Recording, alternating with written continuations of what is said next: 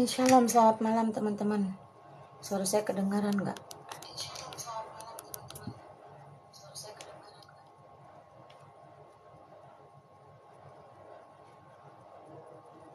Ntar ya, saya lagi konekin ke YouTube nih. Bisa nggak?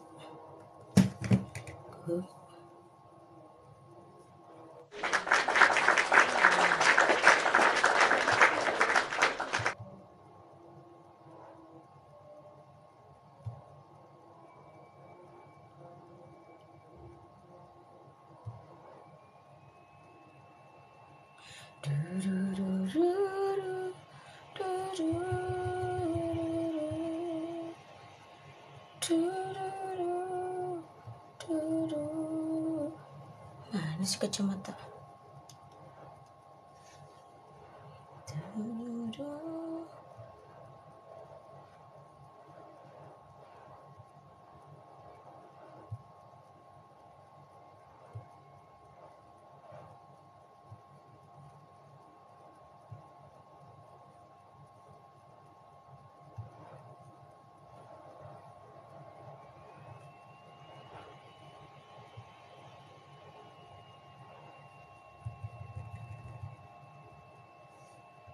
Shalom, selamat malam teman-teman. Salam santun, salam takjim, salam kenal.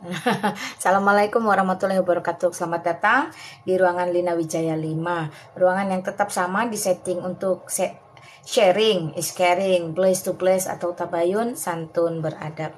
Teman-teman, jangan lupa mohon dukungannya ya untuk channel YouTube Emak juga disiarkan di sana. Selamat datang teman-teman di channel YouTube-nya Lina Wijaya Official dengan moto di situ, jadikan penginjilan sebagai lifestyle atau gaya hidup. Ya, thank you teman-teman, bersyukur ya dari pagi, siang, sore hingga malam kita masih diberi kesempatan untuk menyelesaikan semua tugas tanggung jawab kita baik di dalam maupun di luar rumah. Hingga pada waktunya tiba kita diberikan rehat sambil kita belajar di lewat sosial media. Ini merupakan bonus ya teman-teman, bonus kesempatan di mana dalam keadaan yang terbatas di dalam hal jarak kita masih bisa bersekutu ya melalui sosial media. Thank you teman-teman ya. Nah, saya menghimbau buat teman-teman itu lebih dewasa di dalam iman. Tidak perlu gaduh-gaduh di ruangan orang yang tidak seakidah. Jikalau ingin bertamu atau bersilaturahim, bertamulah dengan cara-cara yang santun dan sopan. Ingat, baik lisan maupun tulisan itu di hadapan Tuhan tetap dipertanggungjawabkan. Namun jangan khawatir, apapun yang kalian lakukan, sekalipun itu hal yang sangat tidak terpuji, sebagai orang Kristen saya sudah dituntut untuk mengampuni dan memaafkan. Sebab apa yang kalian tabur itu juga kelak yang akan kalian tuai. Terima kasih ya teman-teman. Lebih baik menahan diri untuk tidak menulis hal-hal yang mudarat. Sebaik-baiknya manusia adalah yang bermanfaat bagi manusia lain. Puji Tuhan ya teman-teman. Shalom. Nanti tinggal bertanya saja dengan santun tabayun, karena saya juga orangnya menentang subat, pengajaran-pengajaran mitos yang tidak ada sejarah, tidak ada fakta, tidak ada buktinya, hanya diturunkan turun-temurun ya, diceritakan bin, akhirnya dianggap sebuah kebenaran. Namun sejatinya itu bertolak belakang dengan fakta-fakta sejarah atau firman Tuhan. Ya, silakan teman-teman.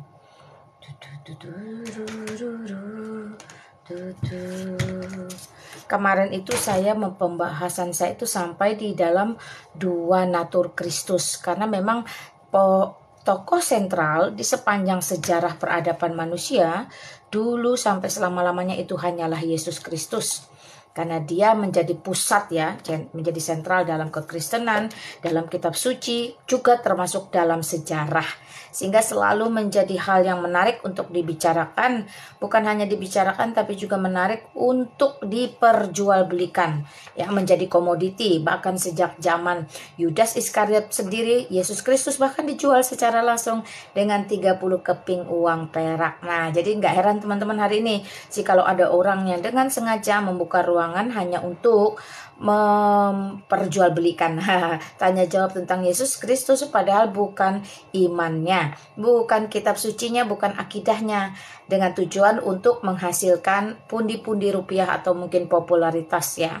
Tapi whatever lah ya, Alkitab kita mencatat bahwa baik atau tidak baik, biar bagaimanapun dengan hati yang jujur atau dengan hati yang tidak baik, Kristus tetap harus diberitakan sampai ke ujung-ujung bumi.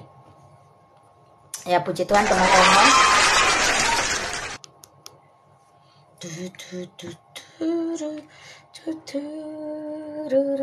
Nah, tadi teman-teman yang tidak mengerti, yang tidak paham tentang iman kekristenan, monggo silahkan tabayun dengan Lina Wijaya.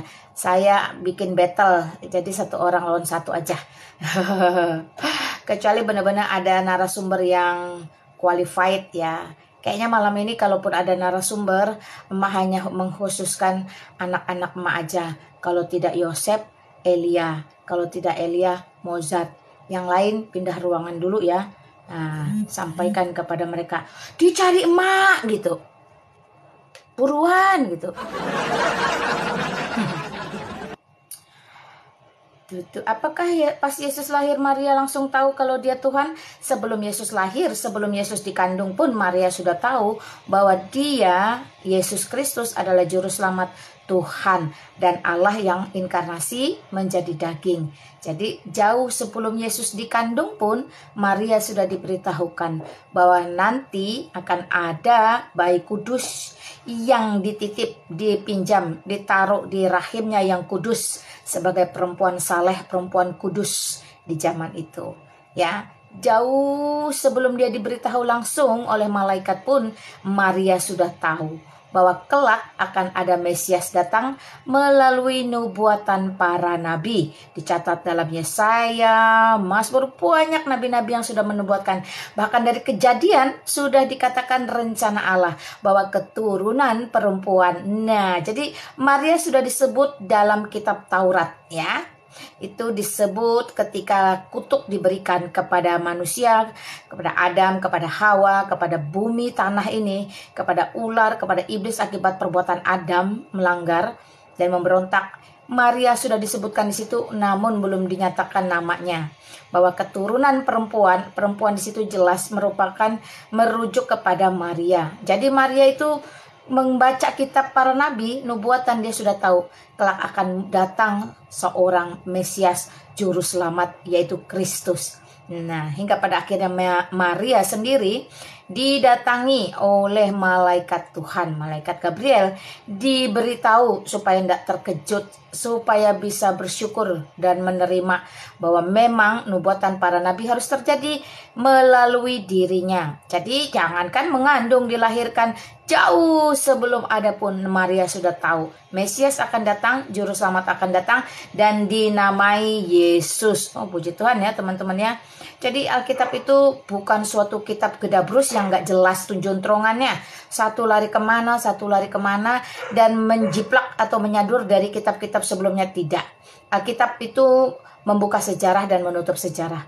Dan yang menjadi pusat sentral atau benang merahnya hanya satu, yaitu Yesus Kristus. Allah yang inkarnasi ke dunia menjadi manusia, satu-satunya Tuhan yang berkuasa di surga, di bumi, dan di dunia orang mati. Haleluya, puji Tuhan teman-teman ya. Ya, shalom Mak. Ya, glory, shalom. Thank you. Sekali-sekali main ke Sarawak Mak, ya nggak apa-apa. Silahkan disediakan saja akomodasi dan transportasinya. Ya, shalom Mak Lina. Ini akun yang kelima, iya betul. Ini puji Tuhan ya masih bisa live. Yang ke-8 baru nongol teman-teman. Tolong di follow ya, Lina Wijaya 8. Luar biasa bukan? Yesus Tuhan apa manusia? Yesus itu Tuhan dan manusia, ya. Karena Tuhan itu predikat penguasaan teman-teman ya. Jadi kekuasaan Yesus Kristus di surga, di bumi, dan di dunia orang mati itu tidak terbantahkan. Dia yang datang dari surga, inkarnasi ke dunia menjadi manusia. Di tengah-tengah manusia dia menyatakan kuasanya, mengampuni dosa, menghidupkan orang yang mati. Bahkan dirinya sendiri tidak bisa dibelenggu oleh kematian. Ketika dia berkata, maka pasti akan terjadi. Rubuhkan bait Allah dalam 3 hari, aku akan membangunnya. Itu adalah tipologi. Dia menyatakan bahwa dalam 3 hari ia akan turun dalam kerajaan maut, ya, mengambil semua kunci maut dan membebaskan orang-orang dari alam maut, mereka yang sudah mati sebelum Kristus ada di muka bumi. Nah, kemudian dalam 3 hari ia akan membangunnya kembali. Itu merupakan gambaran bahwa dalam 3 hari ia akan mengembalikan kerajaannya utuh dan kekal selama-lamanya.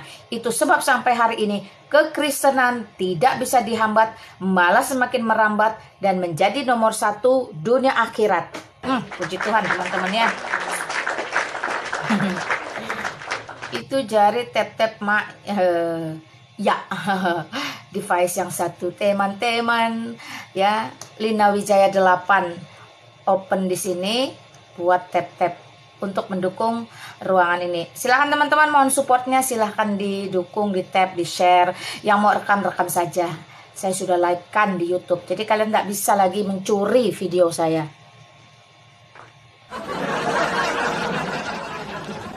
Selama ini dicuri-curi video saya tuh teman-teman. Ya, itu sebenarnya tidak perlu harus dibikin perjanjian atau apa, ada etikanya ngambil-ngambil video orang ya. Itu hak cipta konten kreator yang kalian curi itu kalian harus pertanggungjawabkan loh. Walaupun tidak dituntut secara perdana kah, pidata kah, apakah, tapi hati nuranimu harusnya menegur. Itu kamu mengambil video orang tanpa izin itu sama dengan mencuri, tahu nggak? Tuhan terlalu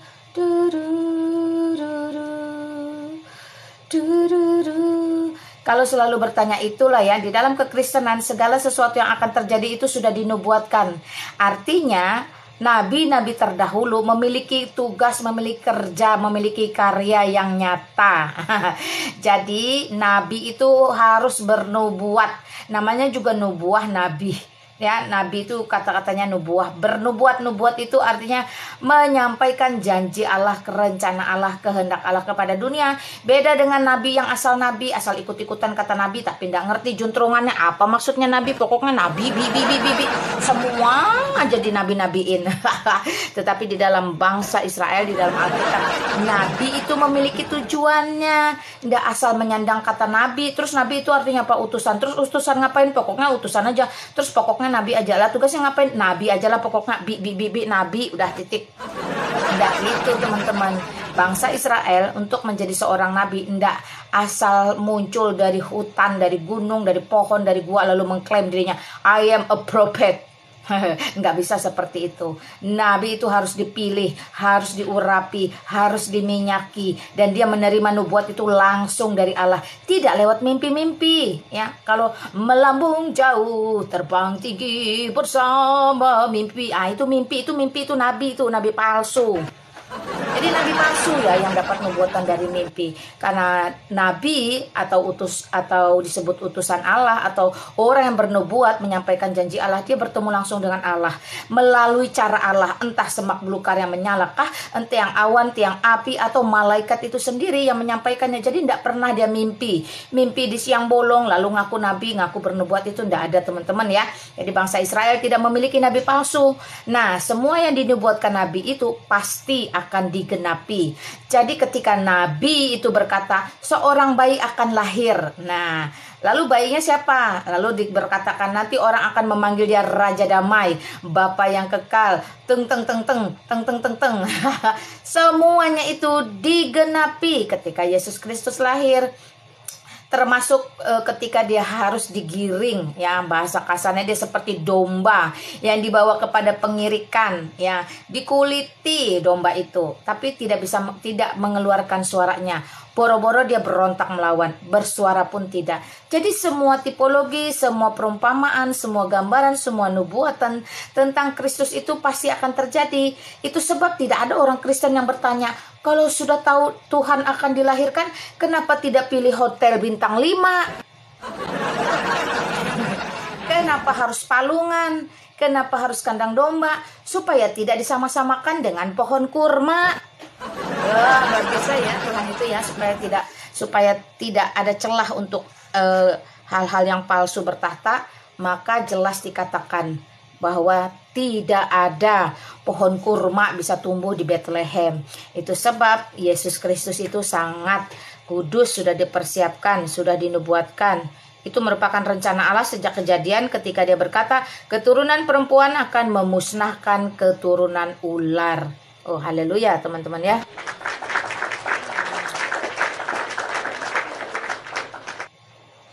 Abigail, shalom, selamat malam. Benar, rugi berat kalau nggak murtad.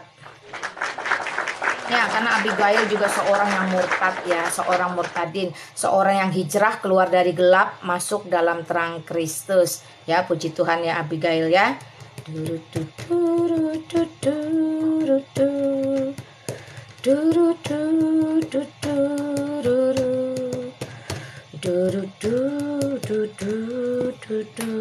Jadi nabi palsu itu mengklaim, oh aku sudah dinubuatkan dalam kitab sebelumnya. Setelah dibongkar ternyata arti kata Muhammad dan Muhammadim itu roti, reruntuhan, ya, jadi benda mati yang bersifat plural, putri-putri Sion.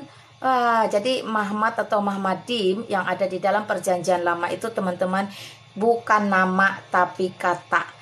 Ya, jadi namanya kata itu berarti mengarah kepada benda, kepada sifat, kepada situasi, kepada kondisi. Tetapi kalau nama seperti Yesus Kristus, nubuatannya jelas. Seorang bayi akan lahir, engkau akan menamai dia Yesus. Nah, seperti itu. Baru clear, jelas. Gak perlu kita meraba-raba, dengar, curi-curi dengar, Muhammadim. Oh, mirip itu. Jangan-jangan.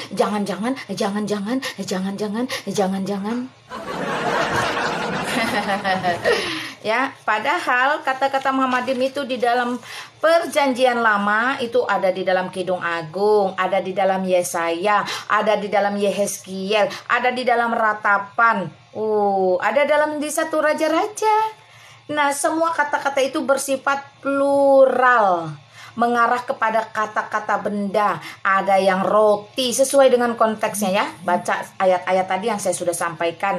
Ada yang mengatakan reruntuhan di situ setelah kata aslinya dibongkar. Jadi tidak ada manusia di situ. Kegedabrusan orang hanya karena mendengar mirip-mirip, latah ikut-ikutan, memaksakan diri, ingin disamakan, ingin diakui ada. Itu akhirnya membongkar, internet akhirnya membongkar betapa gedabrusnya memaksakan kehendak di mana engkau tidak pernah diakui tapi ngotot mengajukan diri. Ya, jadi seperti itu teman-teman ya. Jadi nabi-nabi palsu itu memang nubuatannya juga sudah dikatakan bahwa nanti akan ada muncul nabi palsu dengan ciri-ciri seperti ini. Sekali lagi, Alkitab sumber kebenaran dan kehidupan, semua firman Tuhan yang termaktub di dalamnya itu tidak ada satupun yang keliru, tidak ada satupun yang geser, tidak ada satupun yang mengelabui. Jadi jika dikatakan akan lahir bayi, akan kamu namai Yesus, lahir bayi namanya Yesus. Ketika dikatakan ada nabi palsu dengan ciri-ciri mati diracun, maka nyatanya ada nabi yang ngaku-ngaku nabi mati diracun. Nah, puji Tuhan ya teman-temannya, Alkitab itu memang sumber kebenaran. Jadi tidak ada satupun di dalamnya itu yang hoax, yang niru dari kitab lain, yang katanya bin katanya. Puji Tuhan teman-teman, luar biasa. Bersyukur ya kita-kita yang sudah hijrah keluar dari gelap masuk dalam terang Kristus. Karena itu nggak murtad, rugi dunia akhirat.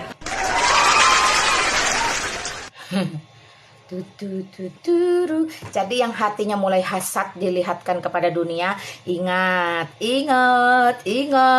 malam Jumat, alias ini sudah masuk hari Jumat teman-teman, bukan malam Jumat lagi. Penghitungan hari itu dimulai dari asar sore. Nah, ini udah hari Jumat. Itu sebab dulu Ustadz saya mengatakan kenapa di malam Jumat itu banyak laki-laki yang memberikan jima kepada istrinya. Karena di hari Jumat itu Nabi selalu melakukan perbuatan baik. Salah satu perbuatan baik adalah menjimai istri-istrinya. Karena jima itu adalah ibadah. Itu muncul mitos atau syubhat tentang maljum sunnah. Enggak ya. Jadi sebenarnya itu enggak sesuatu, itu hanya latah ikut-ikutan. Tapi kondisi yang sebenarnya adalah di hari Jumat dulu katanya si Baginda ini suka berbuat kebaikan. Salah satu perbuatan kebaikannya adalah yang endah-endah, yang enak-enak, yaitu jima.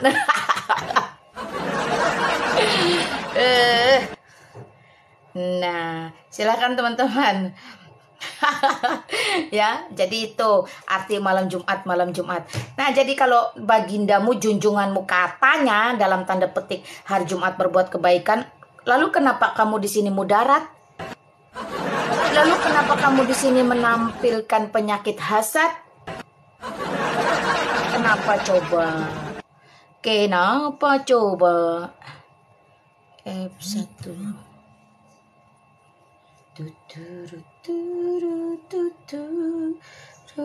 Kenapa Jovan panggil-panggil? Ah, Jovan.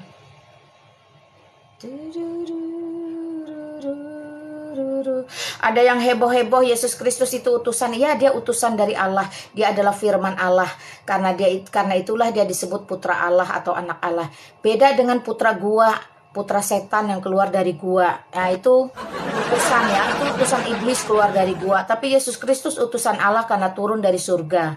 Jadi beda kelas utusannya. Yang satu dari dunia penuh dosa yang dikutuk oleh Allah, dan yang satu dari surga, sang penguasa surga. Itu sebab Yesus Kristus satu-satunya utusan yang tidak memiliki potensi dosa seperti nabi-nabi palsu.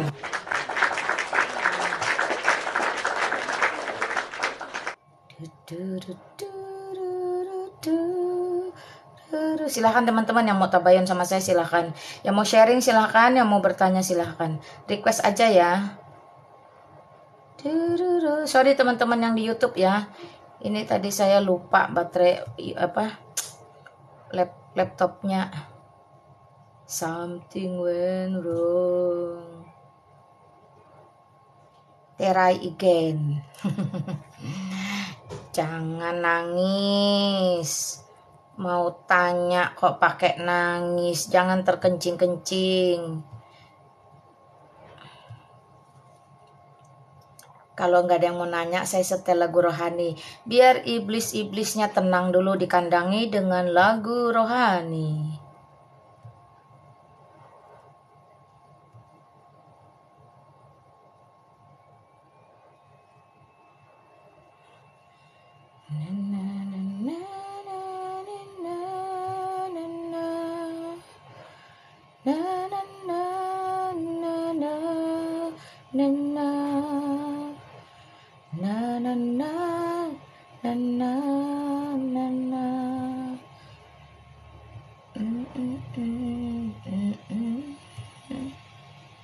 Tuhan kan selalu menolongku, selalu warga sebelah kepanasan. Ya begitu kalau iblis.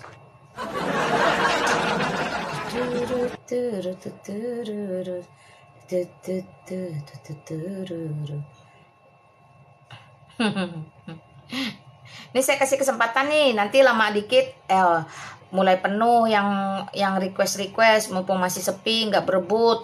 Nanti selesai jima itu berlomba-lomba masuk sini.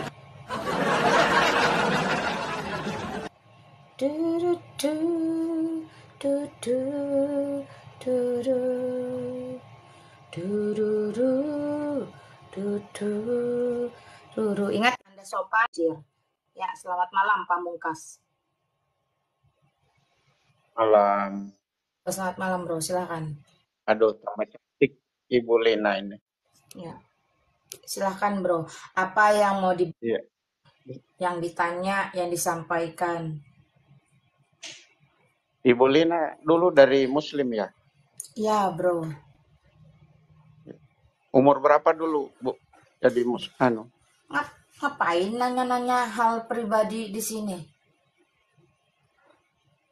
Oh, yang jelas tuh saya tidak berumur 20, 30, 40. Enggak, saya jauh lebih tua dari itu. Jadi kalau kamu tanya-tanya kayak gitu enggak penting. Oh iya. Ini sekedar mau tanya saja, bisa baca surat Al-Kafirun kalau memang Kalau betul dari Muslim? lah, kalaupun bisa, terus Anda mau apa? Tidak mau mau anu saja untuk kevalitannya, betulkah?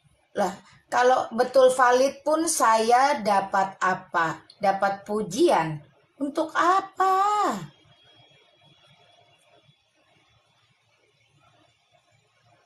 Kalau nggak mau Anda, nggak apa-apa iya kan, kan makanya, yang nggak yang perlu orang itu, di nggak. bawah yang dengar, yang Oh, orang itu yang di enggak bawah kan penting. yang menilai. Saya tidak Iya. memiliki kewajiban memuaskan syahwat orang-orang yang tidak bertanggung jawab di bawah atau seperti Anda. Karena Men- karena Pak Bom Bom bilang kamu penyesat katanya, Elah, jangan sama-sama mengadu penyesat. domba. Enggak Islam kalau enggak ngadu domba, iya. Enggak Islam kalau enggak Kamu, nipu, ya. Itu kamu adab yang guru palsu diajarkan kamu. bagindamu kan begitu. Boleh Guru berbohong, palsu boleh kamu, guru menipu. palsu. Itu diajarkan oleh bagindamu. Malu enggak? Malu enggak? Malu kan? Makanya enggak nipu, enggak sah kan? Enggak bohong, enggak sah kan? Itu penyakit hasad disembuhkan dulu. Tetapi hasad, sum'ah, ujub, bakhil, riya, semua penyakit hati selalu saya ulang-ulang. Hanya Yesus Kristus yang sanggup menyembuhkan dan memberikan kemerdekaan dari dosa. Di luar Yesus Kristus sampai masuk dalam tanah, karena kamu berasal dari tanah, kembali ke tanah, penyakit hasadmu tidak akan sembuh. Buktinya, faktanya, setiap malam akan selalu muncul orang dengan akidah ini, selalu berdusta, menipu, lalu berusaha mengadu domba, memprovokasi, menebarkan dengki, kebencian, sakit hati. Wah, memalukan. Ya. Jadi seperti itu ya teman-teman ya. Kalau di dulu memang jelas berdusta itu boleh. Kalau di akidah saya yang lama itu boleh. Kalau di akidah saya yang sekarang itu sangat tegas dan jelas. Yesus Kristus berkata, jangan mengucapkan dusta, jangan berbohong. Titik. Nggak ada kompromi, ya katakan ya, tidak katakan tidak, ya beda. Kalau dulu mah boleh bohong, boleh, sangat-sangat boleh, ya. Alasannya apa? Untuk terang boleh bohong, untuk kebaikan. Nah sekarang kebaikannya dalam tanda petik akhirnya kan, kawin diam-diam, ditanya istri, oh enggak, bohong demi kebaikan. Supaya apa? Supaya istri enggak marah, supaya adem-adem. Nah itu celah-celah berbohong itu dipakai. Ya, makanya kalau mau tabayun yang santun dan beradab, Anda sopan, saya segan. Tadi malam ada Mas Pri namanya dengan akun Wi. 3 jam di ruangan saya bertanya langgeng sampai tidur, izin pamit tidur. Kenapa? Karena dia memiliki kesantunan dan keadaban yang cukup baik. Jangan kayak kamu, baru 1 menit sudah menunjukkan anarkinya.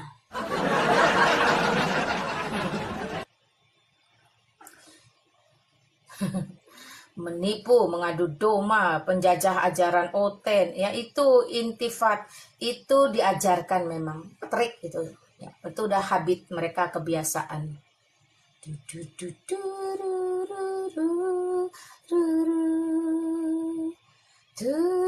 Bertanya saja yang santun, jadi nggak diusir, ya.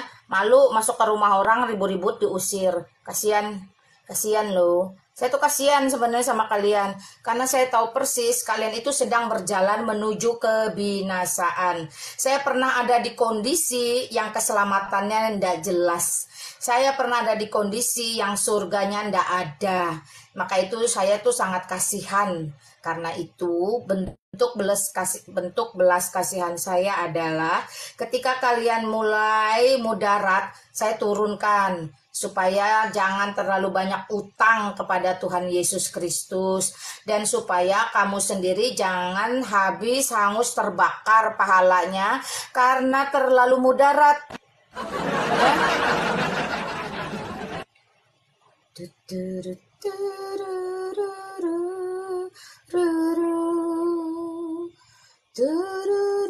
Jadi kalau tidak sanggup santun, tidak sanggup beradab, tidak usah naik di ruangan saya. Kalau nggak bisa bertanya yang baik, panggil ulamamu ke sini bertanya dengan saya. Barangkali dia lebih cerdas dari kamu. Oke ya?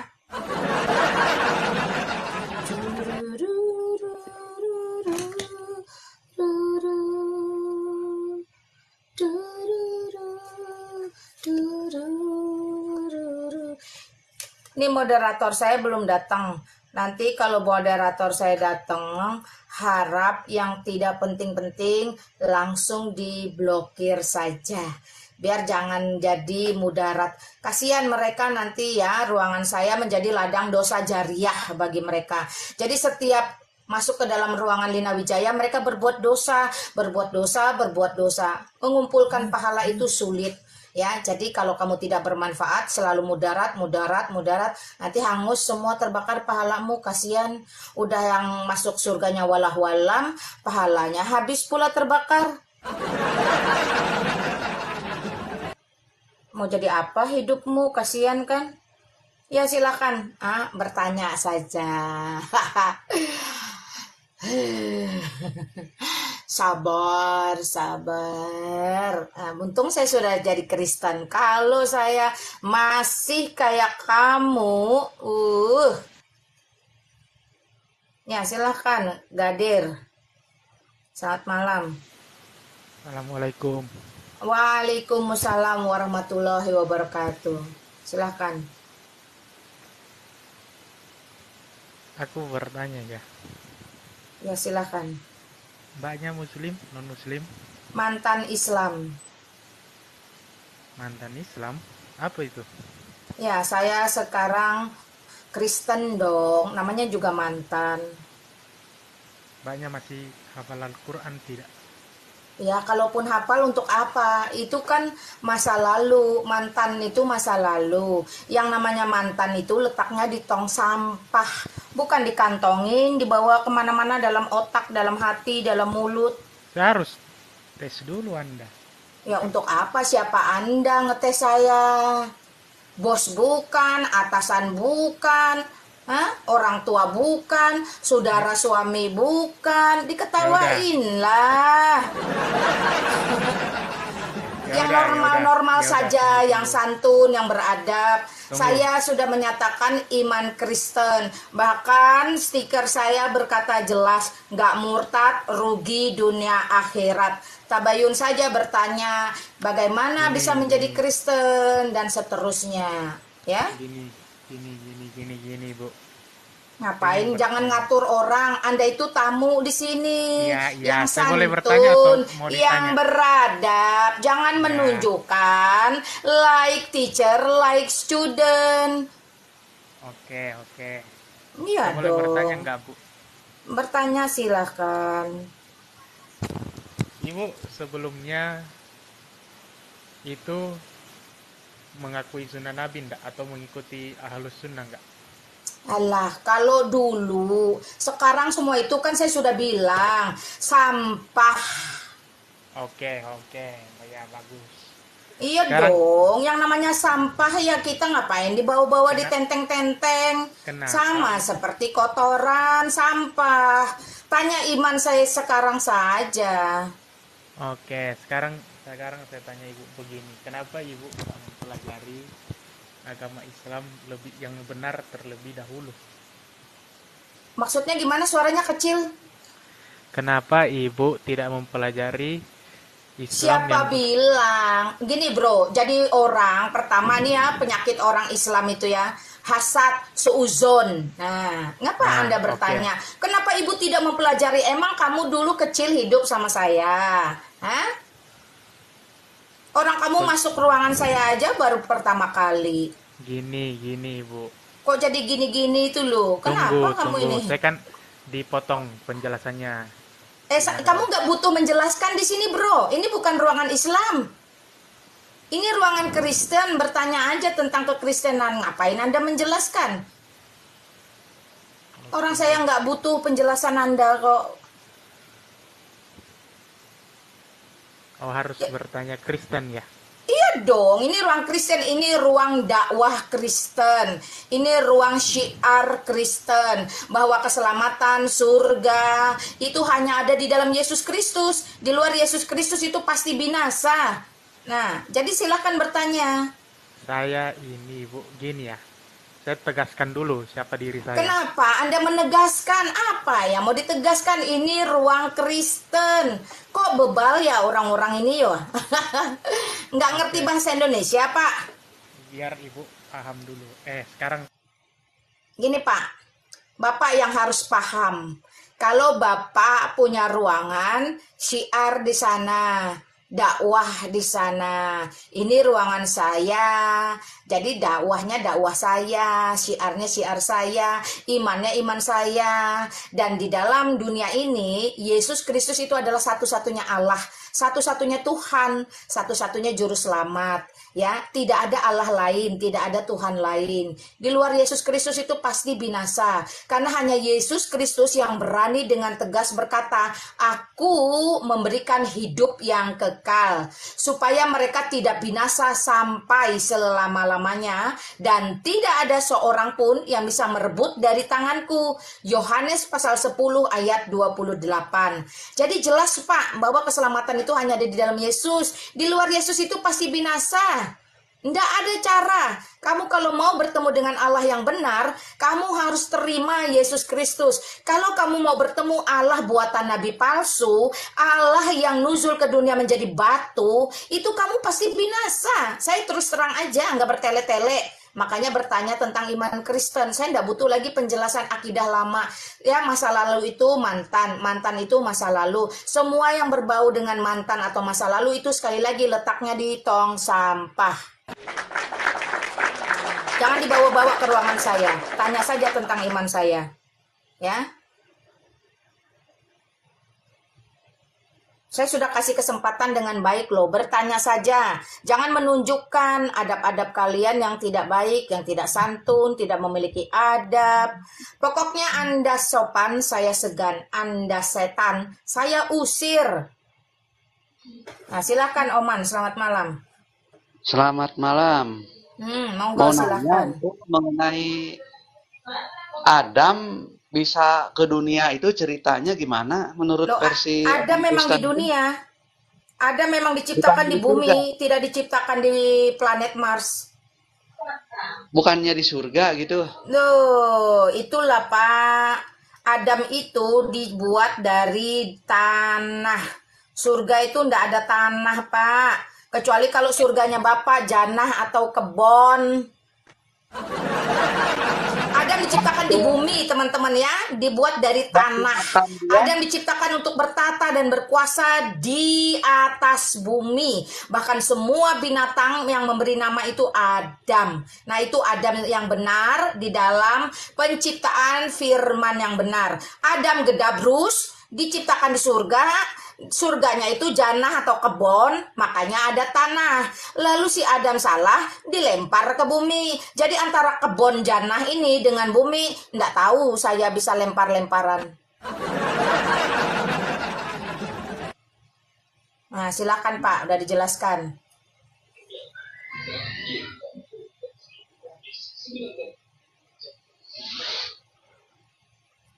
Halo? Iya, silakan Pak, sudah saya jelaskan. Oh iya. Waktu makan buah itu, buah pengetahuan, itu Adam di surga apa di dunia?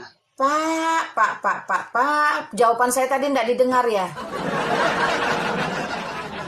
Saya tadi sudah jawab, Pak.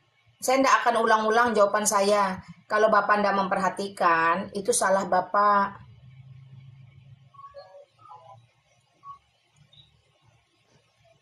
Ada lagi, Pak? Ada. Mengenai Ayah itu dipanggil lo, ayah udah turun dulu ayah. Suara anaknya teriak-teriak, nanti turun masuk ke dalam TikTok. Mohon maaf ya ayah, urus dulu anak bininya. Belum dikasih jatah kali. Ya, kasihan. Ayah, ayah, ayah. Sudah tahu malam Jumat si ayah malah TikTokan sama Mak Lina. Jadilah anak bini, ayo, ayo. Urus dulu keluarganya ya teman-teman ya, baru bersosial media. Manfaatkan waktu-waktu berkualitas ya bersama keluarga, orang-orang terkasih, orang-orang tercinta. Saya juga tidak mendukung jikalau teman-teman mengabaikan orang-orang terkasih hanya karena sosial media. Ada waktunya, ada batasannya. Kalau memang dengan istri, dengan anak, dengan keluarga sudah beres, sudah tuntas, ada waktu lebih, waktu santai, ada dalam keadaan fresh, maka masuklah ke ruangan saya, ngobrollah dengan santun. Tapi kalau anak bini masih ngoek-ngoek minta makan, urus dulu Pak, kasih makan dulu. Ya. Lagian pertanyaan Bapak tadi saya sudah jawab, tapi Bapak tidak perhatikan. Gimana gak mau, gimana bisa perhatikan? Kalau anak bini masih nyolek-nyolek, ayo, ayo. Ya, urus dulu keluarga ya teman-teman. Siapapun kalian urus dulu keluarga. Ya, selamat malam Madohe.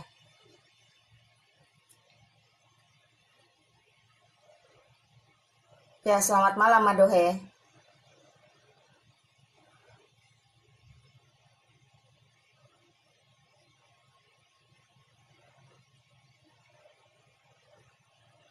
Sudah di atas Madohe ini. Madohe.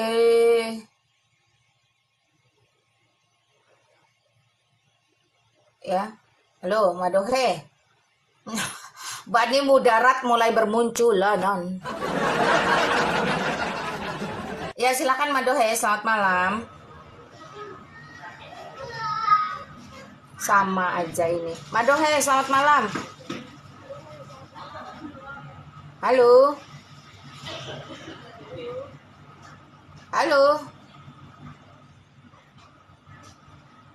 Halo Madohe, selamat malam. Oke, terima kasih sudah ada di ruangan saya ya. Teman-teman serius dikit kalau mau request. Mak Lina jangan lucu terus, sakit perutku ketawa. Ya memang mereka bani yang kebingungan. Nah jadi kalau kebingungan itu jangan kita hujat, tapi kita bikinkan jadi lelucon saja.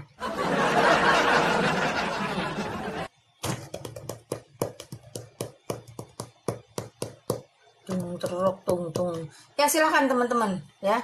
Kalau mau naik itu sopan, santun, jangan bertanya, dijawab ribut sendiri.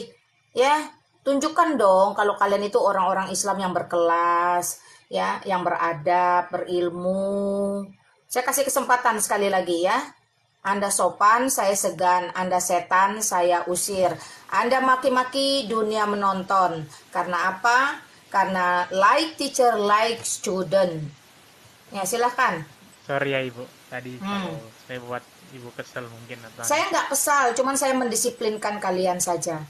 Setiap orang butuh pendisiplinan. Saya juga mendisiplinkan diri saya sendiri supaya tidak terkontaminasi, tidak terkecoh, dan tidak terprovokasi. Monggo silakan bro.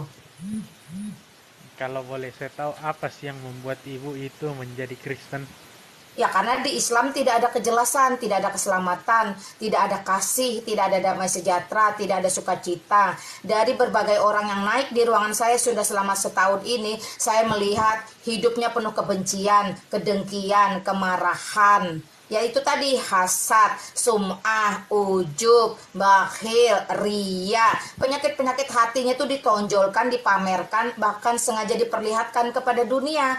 Mereka lupa kalau ini di-share di YouTube, ditonton kemana-mana. Oh gitu ya, akidah itu kalau naik tidak sopan, kalau naik bertanya kurang ajar, bla bla bla bla. Akhirnya orang menilai sendiri. Itu sebab gelombang pemurtatan di akhir zaman ini bergulung-gulung, berlipat-lipat kali ganda.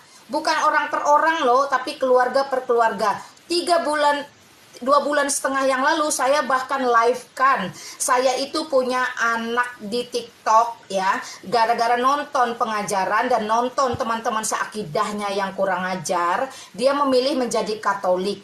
9 bulan dia belajar Katolik, baru dibaptis Krisma. Saya itu saya live kan dari gereja katedral. Itulah buah pelayanan di TikTok. Artinya apa? Semakin kalian mudarat, semakin orang itu murtad. Makanya saya kasih stiker aja, nggak murtad rugi dunia akhirat.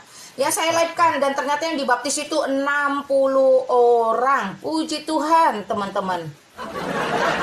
Ya, jadi janganlah kalian itu menunjukkan sikap yang enggak di depan umum ya, malu. Ya, saya malu, karena saya malu makanya saya turunkan. Jadi kalau ditanya kenapa Lina Wijaya keluar dari sana, yang hijrah keluar dari gelap masuk dalam terang Kristus, itu saya, suami saya, anak-anak saya, keluarga besar saya, semuanya. Karena firman Tuhan itu ya dan amin. 1 orang bertobat, seisi rumahnya diselamatkan. Percayalah kepada Yesus Kristus, kamu akan selamat, kamu dan seisi rumahmu loh. Gitu. Oke, Ibu. Saya juga kan belajar ini, Ibu. Ya, silahkan. Nah, saya tanya, bagaimana Ibu bisa percaya kalau Kristen itu yang paling benar? Ya iyalah, ajaran Yesus Kristus itu tidak ada yang suruh memerangi orang, membunuh orang, suruh berbohong, enggak ada. Suruh kawin 2, 3, 4, 5 kali, enggak ada. Ajaran-ajaran Yesus Kristus itu jelas. Kasihilah Tuhan Allahmu dengan segenap hatimu dan dengan segenap akal budimu. Jadi orang yang mengasihi Tuhan, maka dia akan memperhatikan ajaran, perintah, larangan. Ketika Yesus Kristus mengajarkan, Lina, kalau berpuasa jangan sampai diketahui orang ya, cukup aku dan kau yang tahu. Nah, beda kalau akidah lama saya itu, kita yang puasa, warung orang yang disuruh tutup. Jahat kan? Orang itu jualan loh, cari nafkah loh. Kita yang puasa, orang nggak boleh jualan. Ah, beda sudah. Itu satu ajaran contoh. Perintah Yesus Kristus jelas ya. Pergi, jadikan semua bangsa muridku. Atau lakukan perjamuan kudus. Itu perintah Yesus. Makanya sampai hari ini semua orang Kristen melakukan perjamuan kudus dan memberitakan Injil. Karena itu perintah, ajaran, perintah. Lalu larangan. Ya, larangan Yesus Kristus banyak. Salah satunya contoh, jangan berzinah. Titik. Lah, ini malah bininya boleh banyak. Poligami itu adalah perzinahan yang dilegalkan loh. Jadi ajarannya itu berbeda, berbanding terbalik. Tapi kalau kamu tanya saya terus, apa sih yang membuat kamu lebih yakin Kristen lebih benar? Karena Allahnya penuh kasih dan keadilan. Karena Allahnya adalah kasih. Kalau Allah yang di sana dulu enggak ada kasihnya. Ada. Semua hidup di bawah ancaman, di bawah kengerian, di bawah ketakutan. Nggak ada sama. Bahkan ketika diperkatakan penghuni neraka dipastikan sepertiganya perempuan, saya langsung berpikir, kalau gitu Allah, kenapa kau jadikan saya perempuan? Jadikan saya laki-laki dong, saya kan nggak mau masuk neraka. Jadi nggak ada bro. Udah gitu juga, yang namanya surga semuanya serba walah-walam, insya Allah. Maybe yes, maybe no, semoga saja. Ya, nggak ada pasti seperti Yesus Kristus berkata, aku memberikan hidup yang kekal. Dan tidak ada seorang pun yang bisa merebut dari tanganku. Wah, luar biasa. Kalimat sakti itu tidak bisa tidak. Pasti keluar dari Allah dan Tuhan itu sendiri. Oke, Ibu. Kalau gitu saya tanya ya. Maksudnya kan tadi Ibu menyinggung masalah poligami. Nah, ya, saya tidak menyinggung masalahnya, tapi saya mengatakan pengajarannya berbanding terbalik. Jadi ketika akidah lama saya dulu mengklaim penyempurna, itu akhirnya diketawain sama dunia. Apanya yang menyempurnakan? Orang berbanding terbalik. Yesus bilang jangan berbohong. Lah, di sana boleh berbohong untuk ini, untuk itu, ada aja alasan pembenarannya. Yang kayak gitu-gitu tuh nggak jelas lah. Nah, silakan bro. Saya bertanya nih, berarti Ibu lebih percaya mana, yang dikurbankan anak yang dikurbankan Ibrahim itu Ishak Iya atau Ismail? dong, percaya kepada Yesus Kristus daripada percaya Allah yang nuzul ke dunia menjadi batu. Masa batu bisa menggugurkan dosa? Tapi Yesus Kristus berkata kepada penjahat di sebelah kanan yang ada di atas kayu salib bersama-sama dengan dia. Dia berkata, hari ini juga engkau bersama-sama dengan aku di Firdaus. Yesus sanggup memberikan Firdaus kepada orang itu. Kenapa? Karena dia adalah Tuhan. Dia kalau Allah itu benar, nuzul ke dunia harusnya jadi manusia, bukan jadi batu menggugurkan dosa. Gimana ceritanya batu bisa menggugurkan dosa? Ini Disembah-sembah, dicium-cium, dijilat-jilat tuh gimana? tadi kan saya tanya, ibu lebih percaya mana, Ishak yang dikorbankan atau Ismail yang Ya jelas dikorbankan? Ishak lah, Ismail itu anak haram. Anak budak, anak haram, diusir. Dalam Alkitab kisah Ismail tidak dicatat. Kenapa dia anak haram yang diusir? Alkitab itu jelas, anak-anak haram tidak dianggap. Tetapi anak perjanjian itu yang dipakai. Sejak semula anak perjanjian adalah anak laki-laki yang lahir dari istri sah. Bukan dari istri kedua, ketiga, keempat hasil poligami. Ya, Ismail itu anak haram, anak budak, dan dia diusir.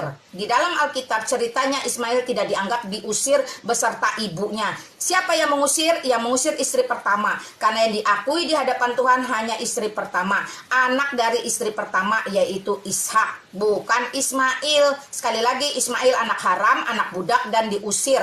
Dalam cerita, dalam firman Tuhan Alkitab, dia diusir, tidak dianggap, mengembara. Walaupun dia diberkati, nanti keturunannya menjadi raja dunia yang besar, tapi dia akan berakhir di dunia, kembali menjadi tanah, membusuk menjadi tanah. Tetapi anak perjanjian dari Ishak akan muncul raja di atas segala raja. Kekuasaannya tidak berakhir, kerajaannya bersifat kekal, yaitu Yesus Kristus. Oh Nah, gitu seperti ya. itu, Pak. Jadi Alkitab saya itu jelas kok. Nggak ngadi-ngadi, nggak bikin bingung. Kalau dikatakan anak haram, anak haram. Kalau dikatakan anak budak, anak budak. Nggak bisa anak budak itu naik derajatnya menjadi anak Beda istri pertama, beda nggak ada. loh ibu, anak haram sama anak budak. Itu anak haram, memang anak budak. Dia kan budak, makanya disebut anak haram, Pak. Jadi jangan menentang apa yang saya sampaikan. Itulah isi Alkitab saya. Jadi nggak dianggap, nggak diakui, Pak. Tetap Ishak anak perjanjian. Garis keturunannya jelas, ya. Oke ibu, kalau kalau Mm-mm. saya bagi ilmu sama ibu boleh nggak? Nggak perlu, Pak. Saya mantan Islam. Ilmu apapun bagi saya sampah sekarang tentang akidah Bapak. Mohon maaf. Bapak cari ruangan Islam saja. Syiar dakwah berbagi Tunggu di sana. tunggu Jangan di sini, Pak. tunggu, saya juga dulu itu mantan aswaja tapi menjadi pengikut Ahlul Bait. Masa bodoh lah, terserah Bapak lah. Tapi saya nggak mau di luar kekristenan, di luar Kristus Yesus, di luar Allah Tritunggal Maha Tinggi, Maha Mulia. Mohon maaf, jangan ada di ruangan saya. Ruangan ini ruangan yang terhormat dan bermartabat hanya untuk memberitakan keselamatan. Saya nggak penting agama, Pak. Yang saya pentingkan adalah keselamatan. Keselamatan tidak bisa tidak hanya ada di dalam Yesus Kristus. Di luar Yesus Kristus pasti binasa. Jadi walaupun saya pengikut Ahlul Bait, apakah saya akan Terserah binasa? Bapak mau ahlul bait, mau apa istilah Bapak, terserah. Tapi bagi saya itulah dia. Kalau Bapak tidak ada pertanyaan lagi, saya Tidak, ganti. saya bertanya Kalau apakah Bapak saya mau akan menjelaskan binasa? tentang Alkitab versi Bapak yang harus menggunakan Yahshua, Hamasya, bla bla bla bla, enggak usah, Pak. Di sini banyak orang awam yang tidak butuh istilah-istilah terlalu tinggi. Enggak perlu, Pak. Kabalisme, Yudaisme, enggak perlu ada di ruangan saya.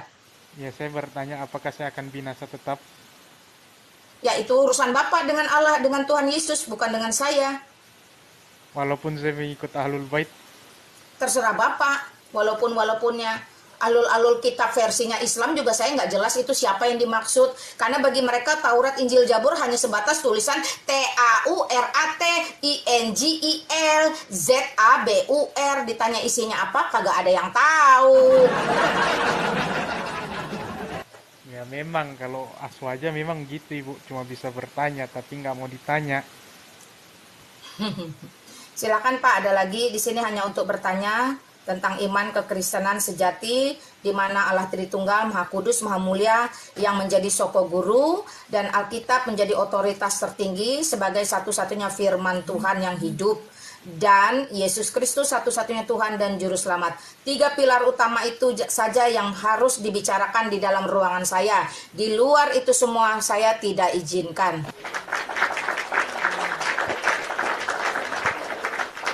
Oke, Bapak ada lagi? Nah, saya bertanya kali ini, apa Suara bukti? Bapak makin kecil, Pak. Jangan memaksakan diri kalau nggak ada pertanyaan. Biar Nggak gantian sama yang ada kok. lain. Bisa dengar nggak? Bisa dengar nggak? Ya Bapak ini kayaknya juga ogah-ogahan ngomong besar Nggak, kecil suaranya. nggak. Tadi anunya copot. Bentar. Saya mau tanya, apa bukti kalau Yesus itu memang dinubuatkan di Perjanjian Lama? Ada nggak?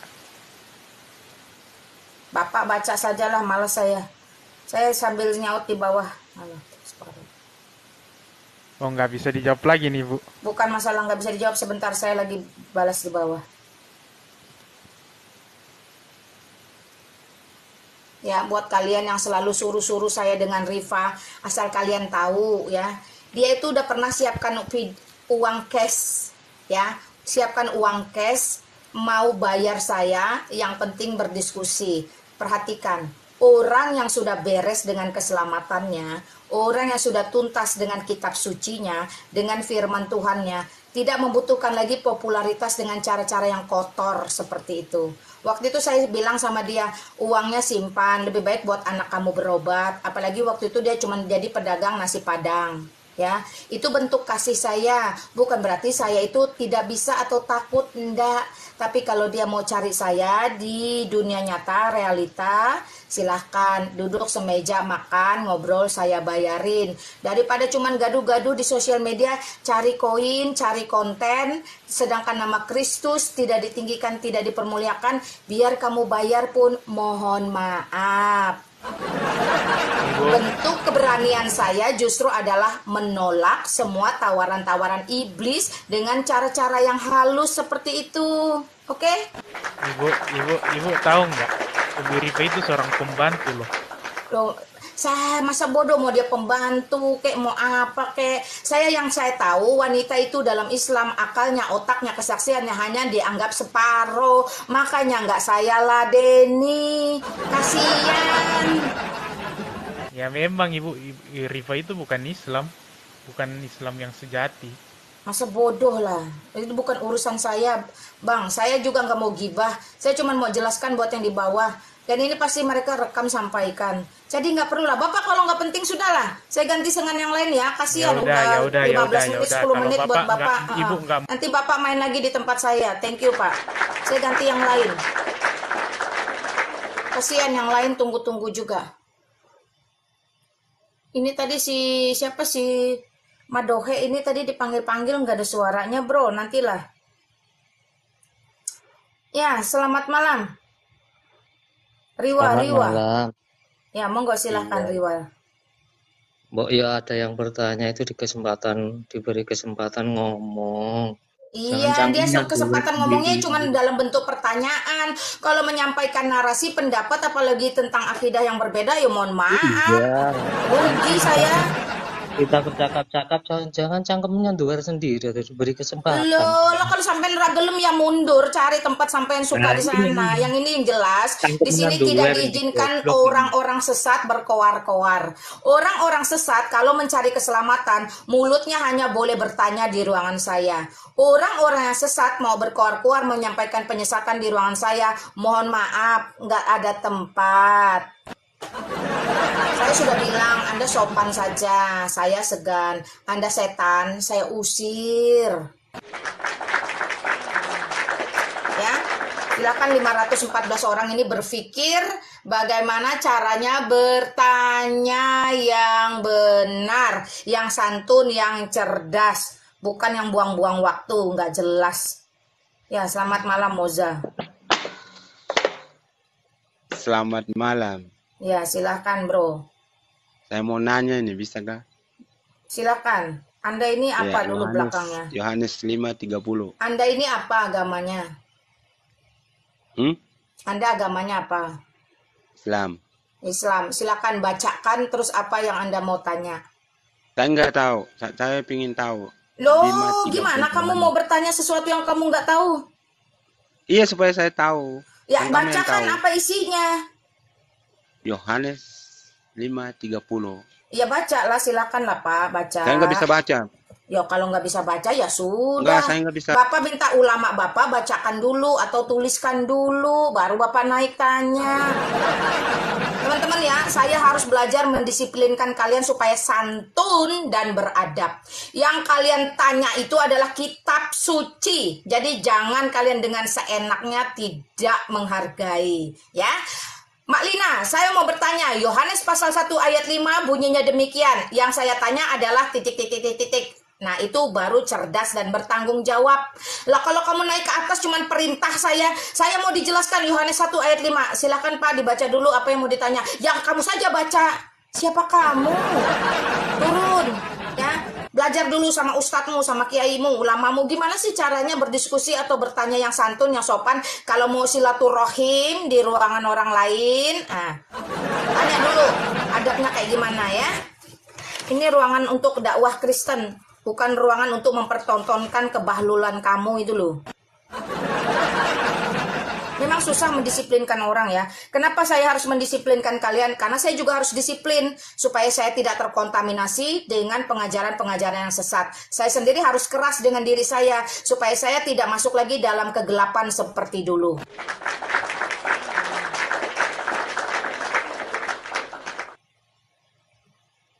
Rugi saya kasih telinga untuk hal-hal yang tidak benar. Ya, silakan bertanya saja. Kalau bertanya bertanggung jawab teman-teman. Kalau bawa ayat dalilnya dicatat, dibacakan apa yang mau ditanya dari situ. Jangan main perintah-perintah. Ya, saya aja nggak sudi masuk ke ruangan kalian. Lalu perintah-perintah ngapain?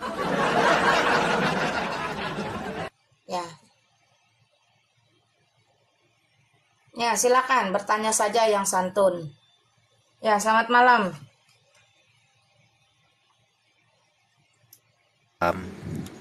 Ya, silahkan. Selamat malam. Cuma malam-malam. Selamat malam. Selamat malam, malam Ya, juga. siapa namanya, bro? Nama aku Udin. Nah, oke, silahkan Udin. Kalau nggak bohong, nggak sah ya Udin ya. Nah, silahkan Udin. Nggak apa-apa. Iya, Cuma itu bertanya. memang sudah habitnya kok. Udah Ya. ciri khasnya. Ya, cuma Silakan. bertanya Iya, ini. kita mau lihat nih modelnya kayak apa lagi si Udin ini. Ya, cuma bertanya ini. Judulnya nggak murtad rugi dunia akhirat. Itu aku Iya dong. pengen penjelasan. Iya dong. Kalau nggak murtad, kalau masih dalam kegelapan, pasti binasa. Sedangkan ketika mengikut Kristus, dalam terang Kristus, hidup berubah. Yang jelas keselamatan jelas. Nggak lagi wallahu-alam, nggak lagi insya Allah, nggak lagi berburu pahala demi ridho Allah, nggak. Diberikan gratis, cuma-cuma ya. Namanya itu sola gracia, semata-mata karena anugerah. Monggo. Akhirat itu apa? Akhirat itu ya dunia setelah kematian di muka bumi, entah surga, entah neraka. Oh, jadi akhirat itu antara surga dan neraka gitu ya? Ya terserah Anda mau bertanya, menyimpulkan sendiri, tanya bulak-balik. Yang cerdas bro, apalagi. Cuma ingin memperjelas aja.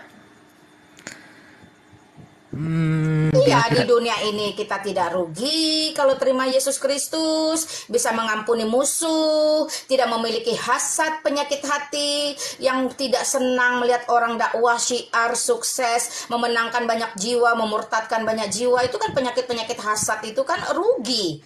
Di dunia aja rugi punya penyakit hasad, kemudian mati masuk neraka. Makanya murtadlah sebelum terlambat. Kehidupan akhirat itu sama nggak dengan kehidupan di dunia? Ya enggak sama lah bro. Orang itu nggak ada kehidupan kok, itu tinggal roh yang mau binasa atau tidak binasa. Oh, roh ya, bukan jiwa seperti Iya, sekarang. enggak ada. Dalam kehidupan surganya orang Kristen enggak ada kawin-mengawin, enggak ada jima-jima lagi, enggak ada kebon, enggak ada janah bro. Jadi di akhirat itu ada nggak misalnya dibagi orang beberapa macam, misalnya ada Enggak yang ada akhirat, enggak ada bertingkat-tingkat, udah seperti itu. Binasa masuk neraka. Percaya kepada Yesus Kristus mendapatkan hidup kekal. Karena Yesus Kristus itu bertahta dalam kerajaan surga, ya otomatis ada di dalam surga, bukan di dalam neraka. hidup kekal ini maksudnya gimana? Iya, surga tadi saya sudah bilang kalau enggak ngerti bahasa pasarnya. Oh, surga. Kalau di neraka Ya nggak apalagi kekal. neraka kebinasaan kekal. Oh, binasaan. Oh, jadi kesimpulannya neraka Nggak binasa. usah banyak menyimpulkan, Surga bertanya saja. cuma Kalau sudah dijawab, memperjelas. Anda catat, Anda simpan. Jangan buang waktu. Oh. Jangan belaga-belaga bodoh, Udin. Udah tahu penipu. Iya, iya, iya, iya, iya. Di Udah ya, agama ibu, saya nggak ada waktu dengan penipu. Mohon maaf ya. Coba belajar. Nggak sah ya kalau nggak nipu. Nggak suka saya. Saya ngeladeninya juga nggak ada selera kalau orang pendusta, pembohong. Sekali lagi ya, memang di akidah lama saya itu boleh teman-teman berdusta. Tetapi di dalam kekristenan itu jelas, jangan berbohong, titik. Ya katakan ya, tidak katakan tidak. Kalau nama saya Lina, saya akan sebut nama saya Lina. Ngapain saya ngaku-ngaku si Siska? Nah itu cara-cara menipu seperti itu tidak diajarkan lagi dalam akidah baru saya ya. Kamu cari ruangan lain aja yang cocok. Ya penipu gabungnya sama penipu, jangan di sini lah. Ya silakan Madohe, selamat malam. Kamu tadi terpelental ya. Terpental atau saya turunkan karena gaduh, saya nggak tahu. Halo, malam, Ya shalom. silakan Madohe. Shalom. Ya shalom, Dengar. silakan bro. Apa yang mau disampaikan? Apa pendapat Bu Lina tentang perang yang terjadi? Apakah akibat ajaran Islam itu? Hamas. Masa bodoh akibat Tanya. ajaran apa? Politik itu bukan urusan saya. Perang antar negara itu urusan politik, teman-teman. Tetapi apa yang disampaikan di dalam Alkitab itu jelas dan nubuatan itu pasti digenapi. Bangsa Israel adalah bangsa pilihan. Sampai kapanpun tidak akan bisa dikalahkan. Udah itu aja.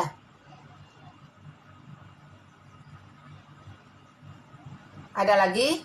Pen- penjelasan itu dulu, Tritunggal, Kamu ini Islam atau Kristen? Kristen.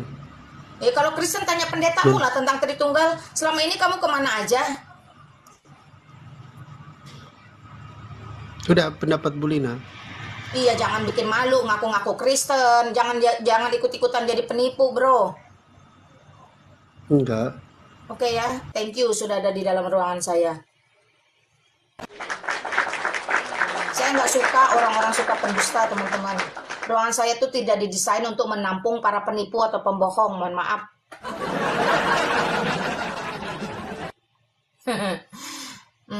Yang Kristen jangan ngaku-ngaku Kristen ya. Kalaupun kalian benar-benar tidak mengerti tentang Tritunggal, kembali ke gerejamu, tanya gembalamu, majelismu, tuamu, gitu ya, mentormu di gereja, ditanya di sana.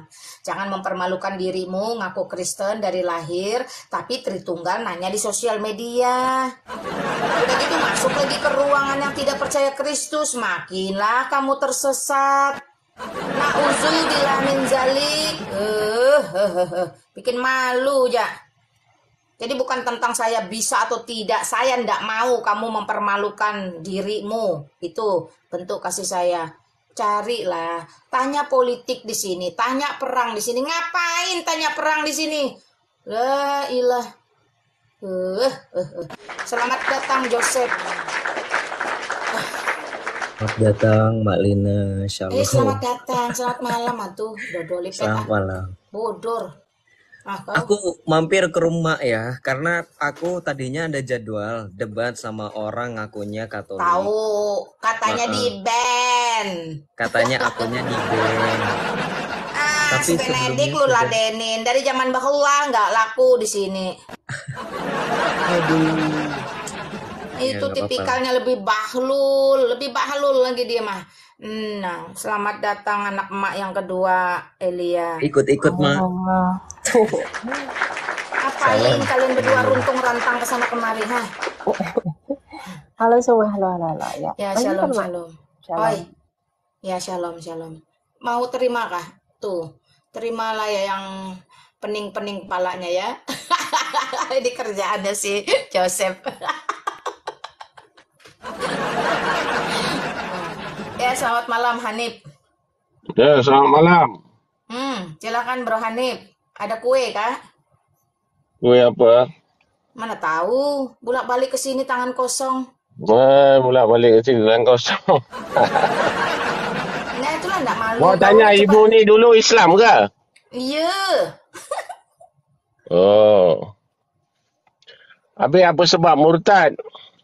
Iyalah, apa hal dimasukkan neraka rugi awak? Surga neraka dalam Kristian pun ada surga neraka.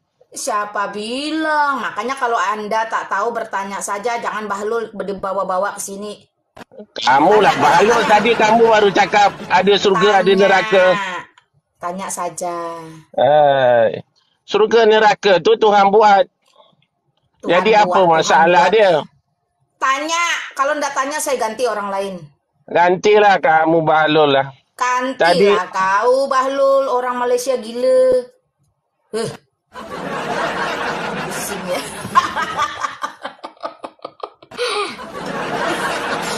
Apa ya orang-orang itu tuh masih hidup ya? Subhanallah, Joseph kau ini bikin repot emak. Aduh. Siapa lah yang pintar kira-kira ya di bawah? Siapa lah Joseph, kau naikkan lah kira-kira yang mana tuh? Kau pilih sendiri lah. Kau yang mau jawab kok, emak ndak mau jawab, malas. Aduh, ya Kau udah. pilih sendirilah situ. Tapi gini ya, gini loh. Jangan framing. Perhatikan, saya itu nggak suka dengan orang framing. Mak Lina nggak suka, Elia nggak suka, siapapun orang yang punya punya etika. Ada rambutku kelihatan. Lupa cuci kamera. Kau yang sampai kapo aku pakai rambut tadi. Mampus aku kalau misalkan kelihatan tadi mukanya. Mampus aku kalau kelihatan mukanya tadi. Udah kelihatan rambutku tadi seujung kan? Kayak gini ya. Jangan framing ya. Cukup pakai data dan datanya pun harus kredibel. Saya itu nggak pernah pakai data abal-abal, pakai blogspot, Bro Elia, Mak Lina gitu. Paling nggak pakai dalil dalam ayat-ayat kitab suci. Kalau memang niatannya mau berdebat. Untuk itu Mak Lina selalu bilang jangan pernah bandel gitu. Jangan pernah bandel, jangan pernah berasumsi. Nanti dihajar kan gitu. Ya, jadi jangan framing. Jadi jangan playing victim ya. Jangan keseringan nonton sinetron atau perdramaan. Ini saya naikkan nih. Ya, saya nggak tahu mana yang ini. Saya tanting-tung aja. Nah, Mak jadi moderator di bawah. Perhatikan teman-teman di bawah.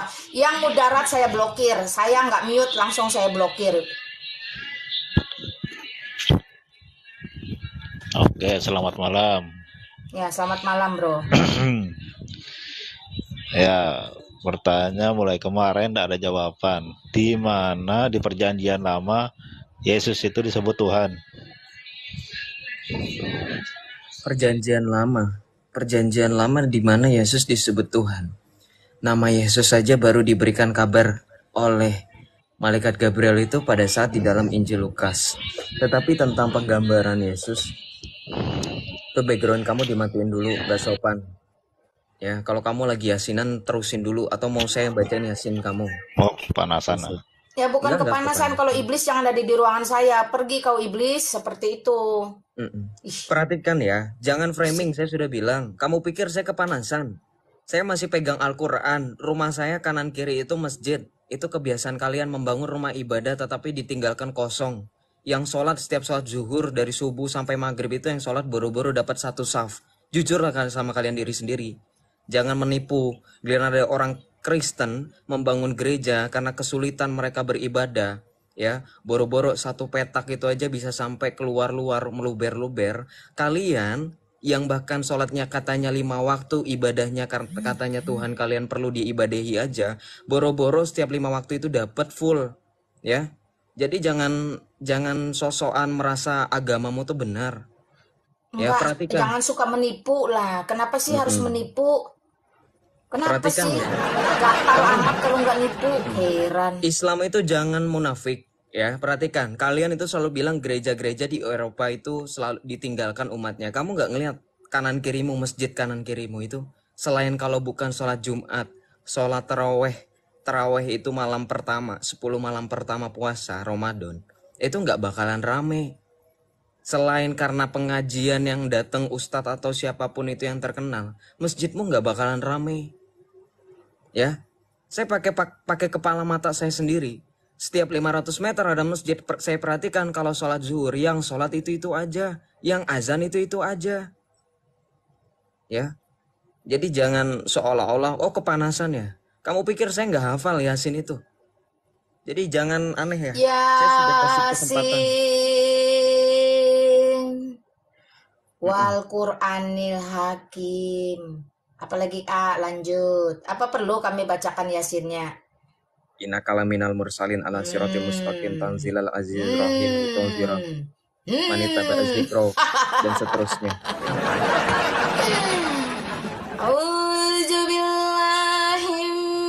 Kau jangan buat aku mengaji lah. Sekarang aku jagonya ngasah biji, bukan itu. Nah, cepat tanya yang betul ya. Angkat A, terserah AA yang mau angkat apa. Iyalah.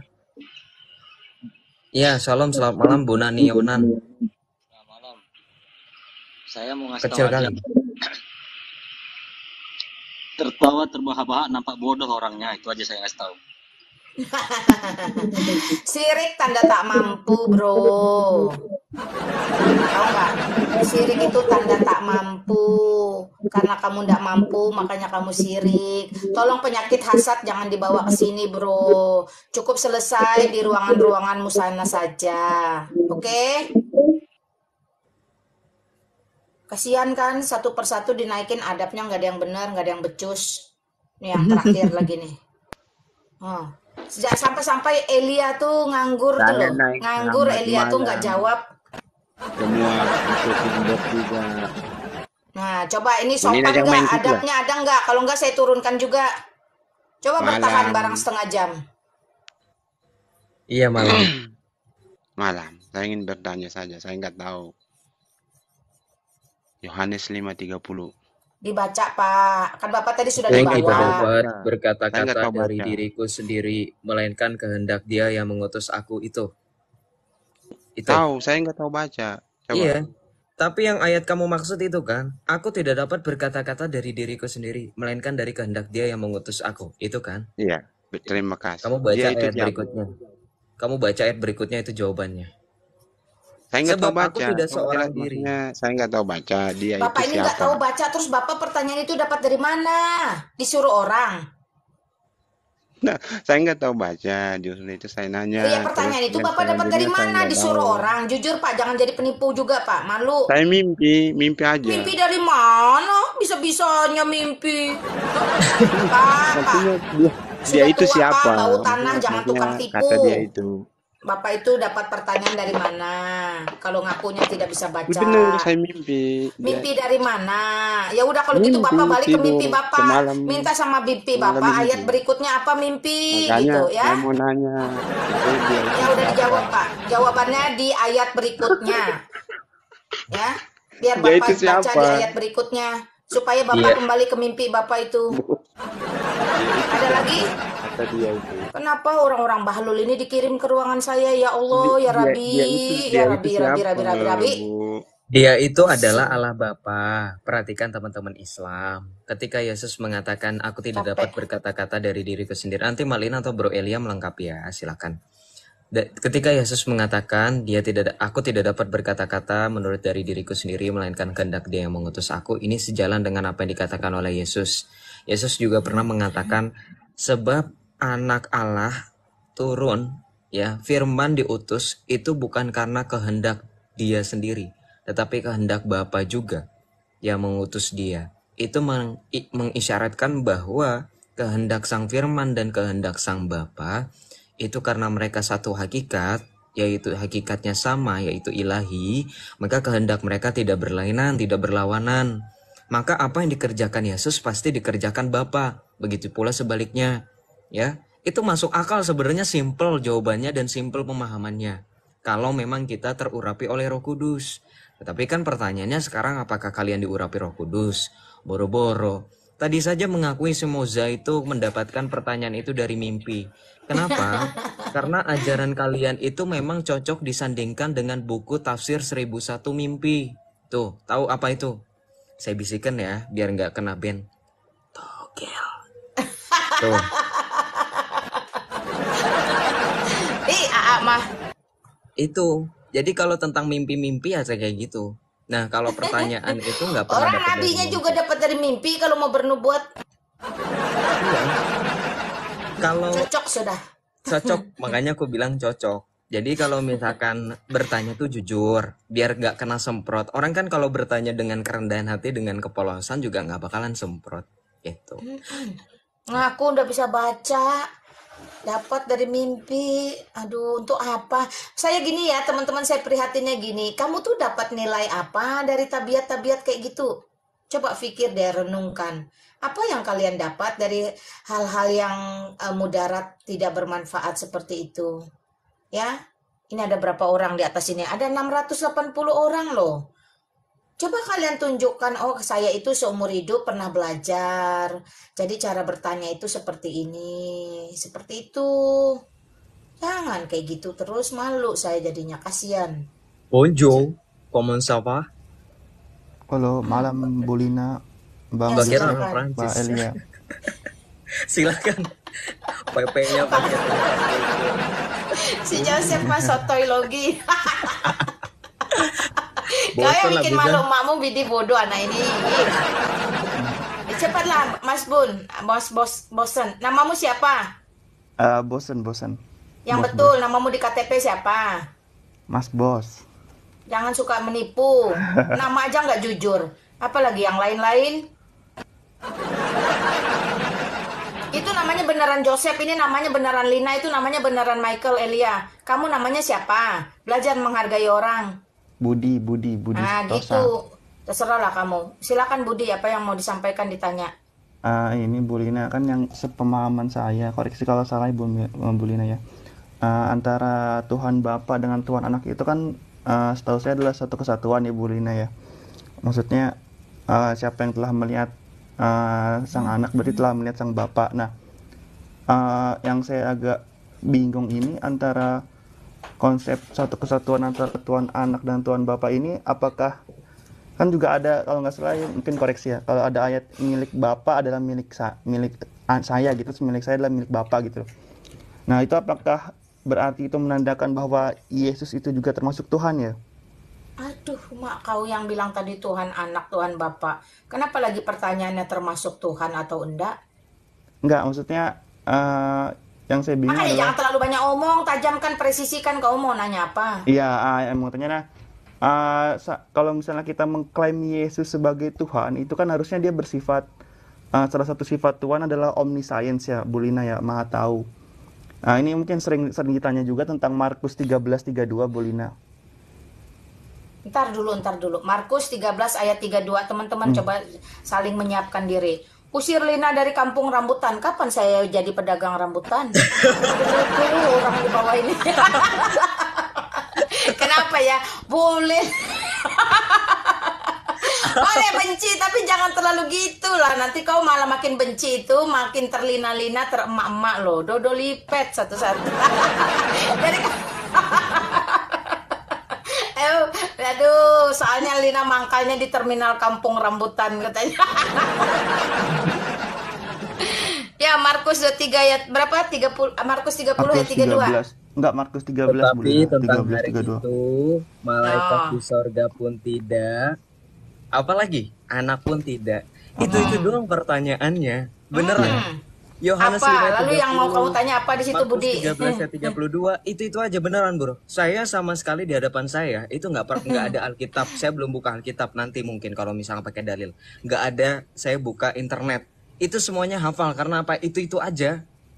Iya, Yang kamu mau jelaskan pun itu sudah terjawab. Jadi bukan saya tidak mau menjawab, bukan Mak Lina nggak mau menjawab, bukan Bro Ilya nggak mau menjawab. Tetapi ada nggak? Paling tidak saya minta tolong satu aja pertanyaan baru. Masa kami sampai pakai dari Elia nih sama Joseph nih, anak-anak pemuda umur 19 tahun sampai mereka pakai tongkat gigi palsu, pertanyaannya itu melulu. Ya, maksudnya saya belum paham ini. Jadi penjelasannya bagaimana ya, Bang ya?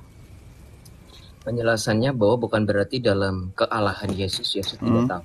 Perlu dimaknai bahwa Yesus di dalam Kolose 1 ayat 19 dikatakan di dalam tubuh jasmaninya berdiam kepenuhan. Ini adalah dalil yang paling kita pegang sebagai orang Kristen, di mana kita mengakui bahwa Yesus Kristus adalah sepenuhnya manusia, sepenuhnya Allah. Begitu. Karena begini, pengajaran gereja dari mula-mula itu tetap berpegang pada apa itu kebenaran. Kebenaran seperti apa? Kebenaran yang menyatakan bahwa firman Allah itu menjadi manusia. Dan dia sekali lagi mempunyai duinatur, yang tadi sepenuhnya manusia, sepenuhnya ilahi. Saya intermezzo sedikit, ketika gereja mula-mula itu jemaatnya banyak yang tidak merasa percaya diri, tidak pede, ya mereka itu ditindas itu dari mula-mula. Nggak cuman dari abad ke-7 ketika agama Islam muncul, tetapi zaman mula-mula gereja juga mengalami penindasan atau penganiayaan. Salah satunya, mereka itu saking merasa tidak pede, akhirnya mereka mencetuskan ajaran bahwa udah deh kita bikin Yesus itu bukan manusia, Yesus itu sepenuhnya ilahi, gak ada kodrat kemanusiaan. Anggap kodrat kemanusiaan itu adalah pribadi yang berbeda, sehingga kodrat kemanusiaan dan kodrat keilahian itu terpisah dan terdiri dari dua pribadi. Dan saking gereja jujurnya, ajaran seperti itu ditolak. Karena gereja memegang prinsip bahwa kebenaran itu tetap harus diwartakan, di mana kami mengakui sang ilahi itu menjadi manusia, nuzul menjadi manusia. Nah, kaitannya apa dengan Markus 13 yang kamu tanyakan tadi? Kaitannya adalah bahwa sang firman yang menjadi manusia, di dalam kemanusiaannya ia menyatakan tidak mengetahui, bukan berarti di dalam keilahiannya dia tidak tahu. Kenapa? Ini juga berkorelasi, sekalipun di dalam keilahiannya dia tahu, dia tidak mengizinkan hal yang seperti itu diketahui oleh manusia. Sebab Yesus sendiri sudah memberikan kode. Kodenya seperti apa? Ketika kamu mengetahui hal-hal yang seperti itu, maka manusia akan terus menerka-merka. Kapan ya hari kiamat gitu, misalkan ada suatu ajaran yang mengatakan bahwa kiamat terjadi di hari Jumat. Karena berdasarkan dalil seperti itu, orang itu jadi berdebat dan jadi paling sok tahu. Padahal tentang hari penghakiman pun sebenarnya bukan Yesus definitely secara 100% dia nggak tahu. Yesus itu di dalam Matius 16 ayat 21 kalau saya tidak salah, Yesus itu menyatakan bahwa anak manusia akan datang kedua kalinya. Artinya bahwa Yesus sudah menyatakan bahwa ia akan datang pada saat hari penghakiman, yaitu hari akhir itu, akhir zaman itu. Artinya dia tahu dong. Kalau dia menyatakan dia benar-benar tidak tahu, harusnya dia benar-benar pure 100% tidak tahu. Tetapi di dalam ayat yang lain, Yesus itu menubuatkan kedatangannya yang kedua kali. Yang itu menandakan akhir zaman, di mana Yesus akan datang mengadili dan menuntut balas setiap orang menurut perbuatannya. Dan herannya lagi dan mengejutkannya lagi, itu didukung dengan dalil yang ada di kitab suci, di luar Alkitab. Contohnya di dalam Al-Quran, Al-Baqarah ayat 210, di mana dikatakan pada hari kiamat Allah akan datang bersama dengan malaikat menuntut balas setiap orang menurut perbuatannya. 600 tahun lalu, 600-700 tahun lalu, Yesus sudah menyatakan bahwa aku akan datang dalam kemuliaan Bapakku dengan naungan awan bersama malaikat-malaikat. Aku akan datang menuntut setiap orang menurut perbuatannya. Itu pada hari kiamat loh, Yesus menubuatkan demikian. Kalau Yesus benar-benar tidak tahu, mana mungkin dia menubuatkan hal tentang bukan kiamat ya, maksudnya akhir zaman itu, kedatangannya yang kedua kali. Gitu. Jadi harus dipahami ya. Oke, berarti dalam Alkitab itu memang dinyatakan bahwa Yesus mengetahui tentang hari kedatangannya ya. Berarti yang di sini kenapa dia disebut tidak tahu, karena dia ini mereferensikan ke tubuh manusianya gitu ya, Bang ya. Selain karena kemanusiaan, tetapi juga sekalipun dia tahu, dia tidak mengizinkan hal itu diketahui, diketahui oleh orang banyak. Kenapa? Karena menjadi pertentangan. Dan sekalipun Yesus Yesus ngasih tahu misalkan nanti hari akhir itu di tanggal segini, bulan segini. Di 1500 Hijriah, hari Jumat katanya. Bingung lah kau, siap-siap lah kau hari Jumat yang mana dari 48 minggu tuh. Iya. Yesus tidak mengizinkan hal itu diketahui karena keselamatan itu bukan untuk nunggu pas hari akhir atau kedatangannya yang kedua gitu. Jadi memang kedatangan Yesus pun dikatakan dia akan datang seperti kilat yang menyambar tiba-tiba gitu, nggak ada yang tahu gitu.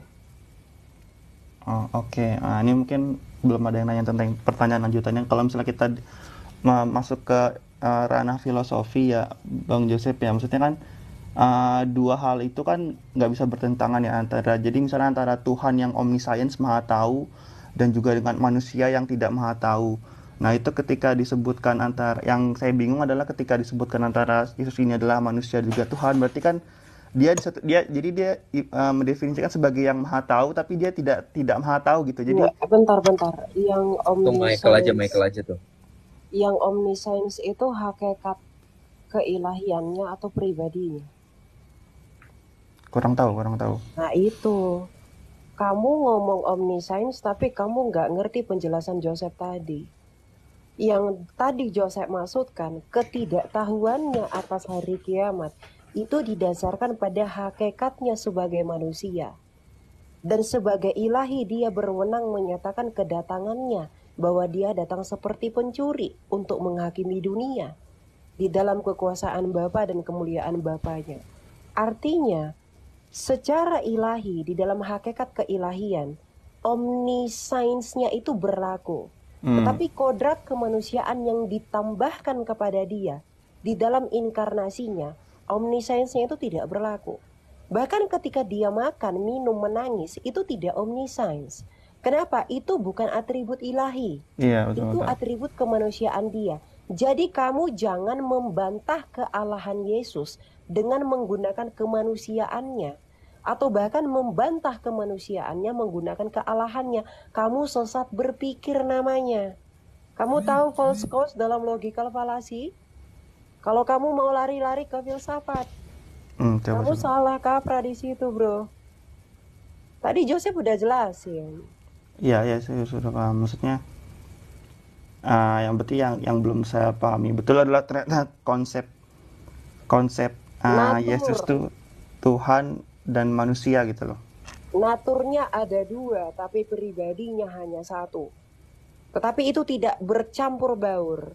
Kemanusiaannya itu tidak tercampur baur dengan keilahiannya.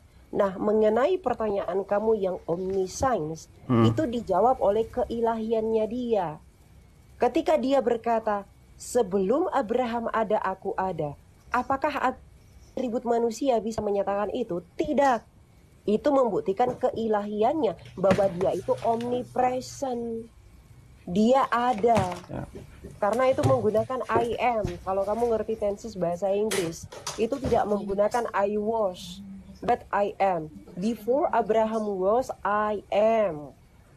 Dari situ sudah menunjukkan bahwa Yesus itu tidak punya past, tidak punya future, tapi punya present. Makanya dikatakan omnipresent sebagai satu-satunya atribut yang ilahi. Gitu. Oke, paham. Kalau begitu, ketika Yesus berbicara dengan para muridnya, bagaimana cara kita tahu yang sedang berbicara ini dari keilahiannya atau kemanusiaannya gitu? Kita nggak tahu itu. Kita nggak tahu kapan dia berbicara dari menggunakan kemanusiaannya, kapan dia berbicara menggunakan kealahannya. Tapi yang pasti, kita bisa tahu bahwa dia berbicara itu dari aspek keilahiannya, itu mengenai atribut ilahi yang dipertegaskan dalam Alkitab. Misalnya tentang kuasa pengampunan dosa. Ketika Yesus menyatakan dosamu telah diampuni, tentu dia tidak berbicara dalam kuasanya sebagai manusia, tapi kuasanya sebagai sang hakim. Tapi ketika dia makan dan minum, logikanya Allah itu tidak mungkin makan dan minum, karena betul. Allah itu adalah roh. Maka dia melakukan aktivitas itu dalam keadaannya sebagai manusia. Begitu, karena dia mengambil sepenuhnya bagian dari manusia, maka dia harus mengambil dan juga melakukan pekerjaan selayaknya manusia. Begitu. Karena Yesus nggak pernah berkata, aku sedang berbicara sebagai manusia. No. Tapi murid-muridnya benar-benar paham. Makanya Thomas itu berkata kepada dia, ya Tuhanku dan Allahku. Karena dia melihat di dalam pribadi Yesus yang johir, itu berdiam kuasa kealahan yang datang dari Bapa. Begitu. Oke. Maksudnya ini lebih ke pribadi sih ya. Maksudnya kalau dari saya pribadi mungkin agak sulit menerima konsep antara Tuhan dan manusia jadi satu. Tapi memang kalau dalam ajaran Kristen seperti itu ya saya nggak bisa protes gitu loh. Ya memang sulit bro. Kenapa? Karena Allah itu tidak sebesar logika otak kita. Kalau Allah itu bisa dikuasai oleh pikiran kita, dia bukan lagi Tuhan. Maka ketika kamu bilang begini, menurut kami tidak masuk akal. Di dalam pribadi Yesus ada dua hakikat. Itu bukan tidak masuk akal.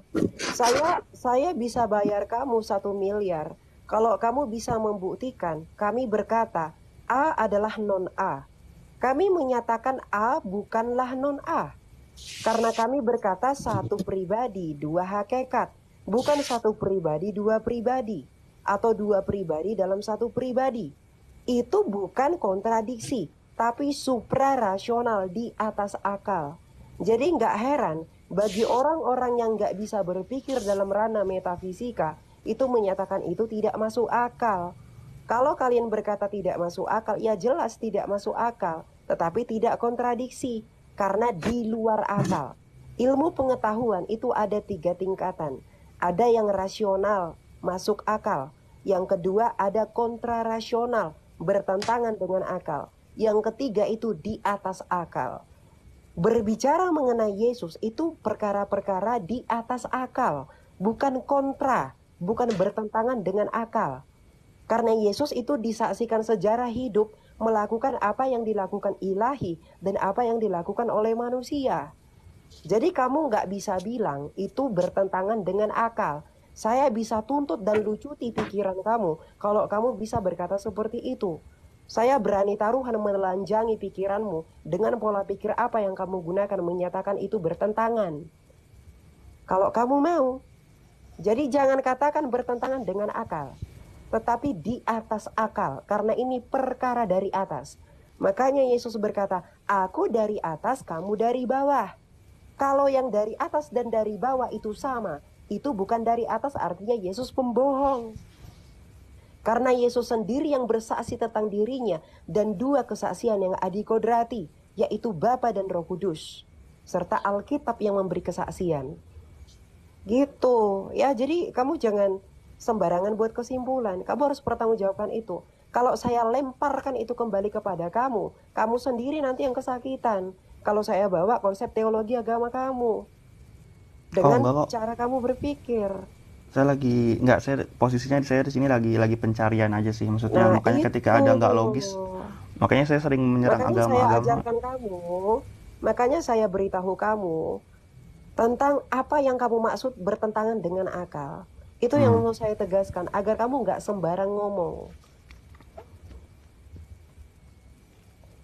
Oke. Orang Kristen itu nggak bisa ditipu, bro. Kami itu kritis. Nggak ada kami yang dodong-dodongan, mencele-mencele.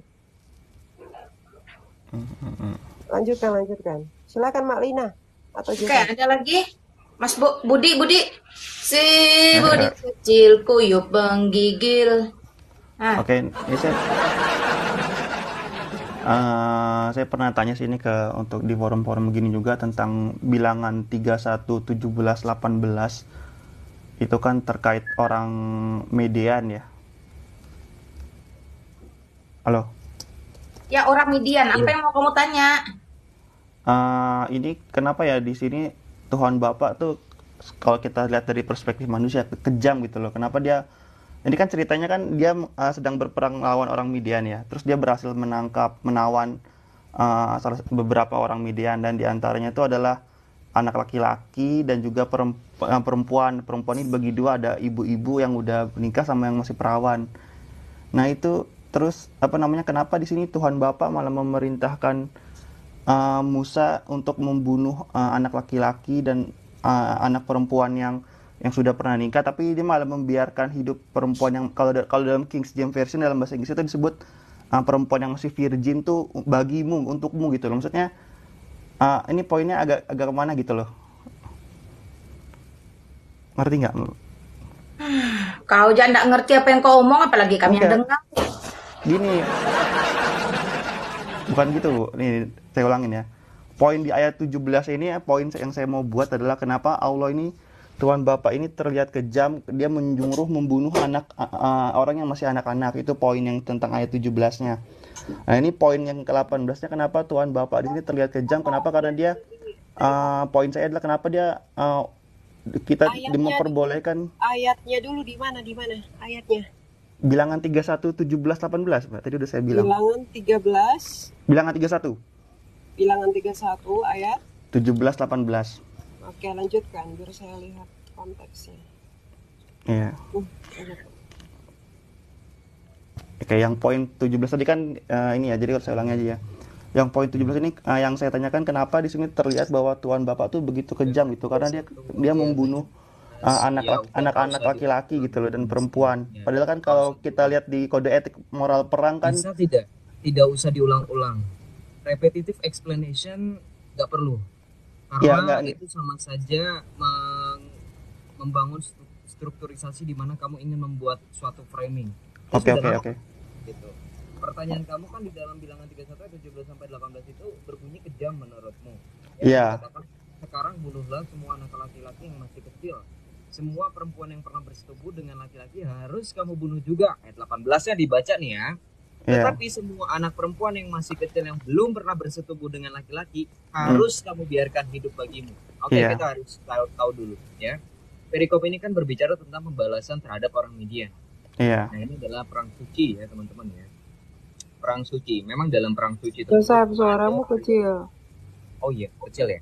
Ya itu dia suruh mute dulu lah. Mute dulu Mas Bosan. Bosan. Mute dulu kamu, Bro. Ya, lanjut. Soalnya noise. Oke. Suaraku berarti sekarang sudah clear ya. Ada, mantap. Oke. Berarti perang kita lanjut lagi ya. Itu kan tadi kalau saya bacakan itu 31 ayat 17 sampai 18 itu satu perikop itu membahas tentang pembalasan terhadap orang Midian. Ya ini perang suci ya teman-teman ya. Nah memang dalam perang suci ini ada perintah untuk menghabisi bangsa Midian atau orang-orang Midian.